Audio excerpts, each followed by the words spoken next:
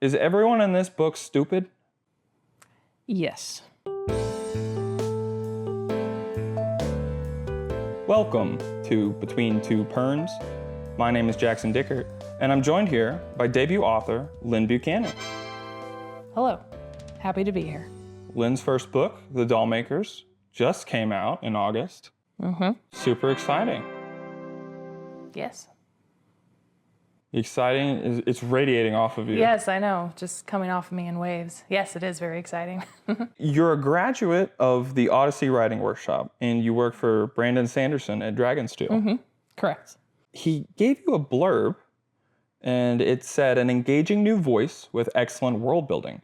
I enjoyed The Dollmakers and can't wait to see what's next. Have you given Brandon your next work yet? I have not. So you failed to deliver. Is this why you were let go from your position as a delivery driver for BYU's mail service in September of 2016? Because you're unable to deliver on time? Probably. Yeah, that was so long ago. They said it was just, the end of my contract. But now that you say it, yeah, it might have been more than that. Let's chat a bit about The Dollmakers, specifically its structure. Hopefully this is going to be good feedback for you or your publisher, but it would have been really nice to know going into it that there are no chapters, that it's just scene breaks and some cool art every once in a while, but other than that, there's no chapters. I told my dogs that we would go to the dog park after I read one chapter of The Dollmakers at 10 a.m. one day. Disappointed dogs. I finished the first chapter and the rest of your book at 11 p.m. that same day. You made me lie to them. I wanted to set a good example by sticking to my guns and show them that you need to do what you say you're going to do, even if it's hard. But then it was too late to take them to the dog park and it was closed by 11. They were so disappointed. Well, that's why you have cats. I don't have cats. Well, you should have cats. I don't want cats. Why? Because I have two pugs and they'll chase the cats. The cats will chase the pugs. They will. And cats don't get disappointed when they can't go to the dog park. Don't you feel like you at least owe my pugs an apology? I don't owe pugs anything. What do you have against pugs? Many things. Dogs in general. Feels like there's lore here that I don't want to go into.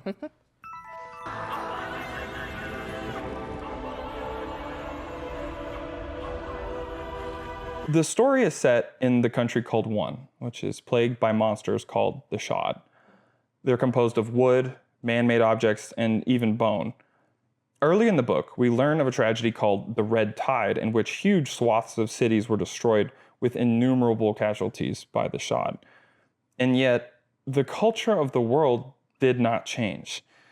In zombie stories, burning the body or taking similar measures to ensure people can't come back after death becomes commonplace. Yet, in this book, they've decided to bury all deceased doll makers and their man-made dolls in the same graveyard. So my question is everyone in this book stupid? Yes. Because people are stupid. Most people, right? You heard what I said. Tell me about where the idea for this book came from. You watched Toy Story, were psychologically scarred from the horrors of Sid and what he did to create his amalgamations, and you thought, I could make that more terrifying. What if they were made of human body parts too? No, I actually don't really like the first Toy Story movie.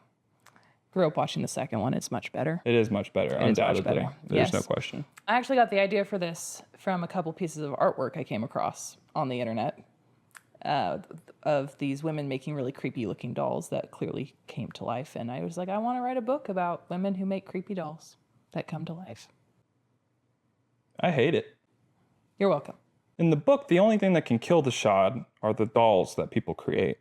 However, these dolls are not fully conscious and autonomous beings. They have to abide by specific rules known as the First Dollmaker's Edicts. The edicts are plainly plagiarized from Asimov's rules for the robot in iRobot, only there are way more rules and they're much more complex. You took Brandon Sanderson's class in college. Were you absent from class the day he taught everyone how to plagiarize well? No. I don't think I've ever missed one of Brandon's classes. I could probably regurgitate every single lecture for you. I just don't want to be good at plagiarism. Then you don't want to be good at writing. Xion, the novel's protagonist, insists that her dolls are intelligent, and that's what makes them superior. However, that very quality, intelligent curiosity, is what eventually spells doom for one of her dolls. Is your goal that readers come away from the book with the message that education is bad, since you feel like you got a bad education from Brandon Sanderson? I wouldn't say that. It's more of if you let your curiosity go too far, you might fall into the mouth of a monster and die violently. This is why pugs are better. They're not as curious as cats. Well, to be like as curious as cats, you kind of be able to like climb things and move around without getting out of breath very quickly. So, yeah, I don't think pugs could do that. It's not necessary to take shots at my dogs. I think it is. The dolls in this book are basically just disposable Pokemon. It's horrific. It's like if you raised a Pikachu from a young age, spent a ton of time training it, and then if it faints in battle, that's it. It's dead. Pikachu is dead. So what I'm saying is, you've actually created a new book genre by writing the first Pokemon Nuzlocke novelization. I'll take that. Is that exciting at all to you? You've written the first Nuzlocke Fantasy? Sure. In the book, there's glow lanterns. They're filled with rocks, and when you shake them, they glow. In a TikTok, you acknowledge there's no science behind this, and there's no magic behind this. There's only two rationale for anything in life: magic and science. Some real-world examples of this is that physics is science, and computer science is magic. Everything has to be one or the other. If this is not magic or science, then what is it? It is rocks that glow when you knock them together. Wow. Who do you think would win in a fight, the dolls in your world or Chucky? Probably Chucky, because the dolls in my world would probably just be very fascinated by him to the point that they wouldn't run or fight. They just kind of stare.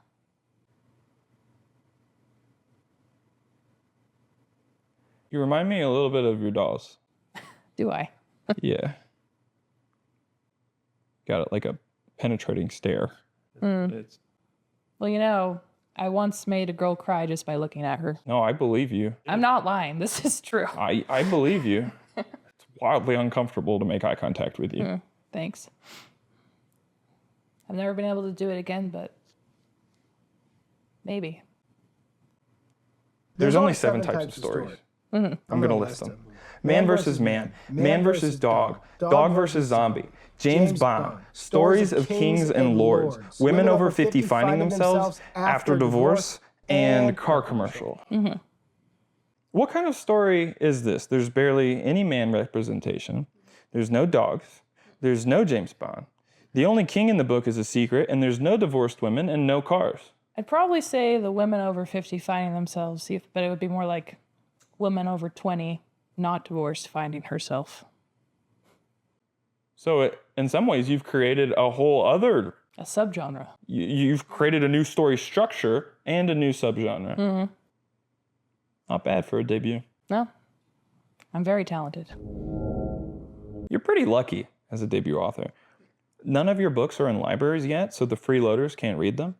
Not to mention filling up a building full of flammable materials seems like a terrible idea. Those things can't be safe. No. They even try to entice children to go into those glorified matchboxes and engage in legal pirating. As an author, don't you think that we should ban libraries for the financial betterment of our beloved authors and for the safety of readers everywhere? No, libraries were my childhood. I don't want them to go anywhere, fire hazard that they are. They're what allowed me to get into reading and ultimately writing as a child. So you just don't care about all of the children that have died in the library fires across the United States? No. You are kind of sick, aren't you?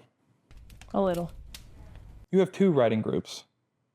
What's the difference between them? One is more personal connections from your earlier years, and the other is more recent professional connections? Yes, kind of. The first writing group is the group I started and was like a part of when I was in Brandon's class. back in the day when I was young and full of hope. And the second writing group is composed of coworkers here at Dragonsteel. I see. Do they know about each other? Yes. Oh, interesting. Okay. And they only cried a little when I told them. Yeah. Just Do you have a favorite? You've got to have a favorite, right? It won't go in the video. You can tell me which one the favorite is. I honestly don't really, because both groups give me something different. Because the group I've been with for a long time, they've read everything I've written since 2017. And the group that I have at work has not. So it's good to have those two different perspectives. So the second group is your favorite because you don't have a third group, but you did get a second group after the first group, so. I actually do have a third group.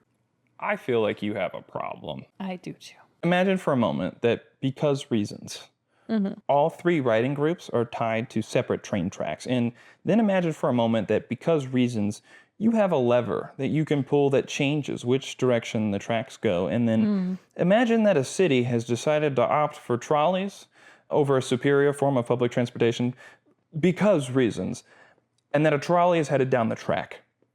Which writing group do you save and why? I'd probably just have to ask myself, which group gives the best feedback? I don't think that's something I'd know until the moment of. But you think you could choose? Probably not. If we're being completely honest. If you don't choose, they all die. Well, you didn't say that before. I said it now. It's too late. I said it now. It's too late. Because reasons. Nope. Yep. Nope, too late. Because reasons, I'd find a way to make the trolley stop. So none of them died. This isn't a novel that you're writing. This is an interview. Pick a favorite. No.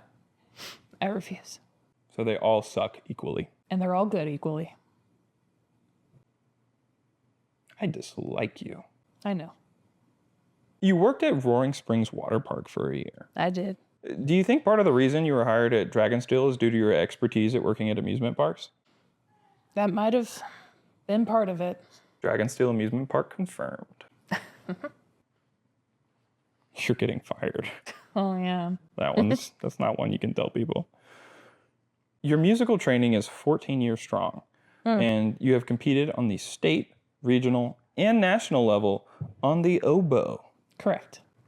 Can you describe in detail how studying the oboe has helped your writing career? Well, learning to play music and classical music taught me a lot of discipline. I came to music before I came to writing.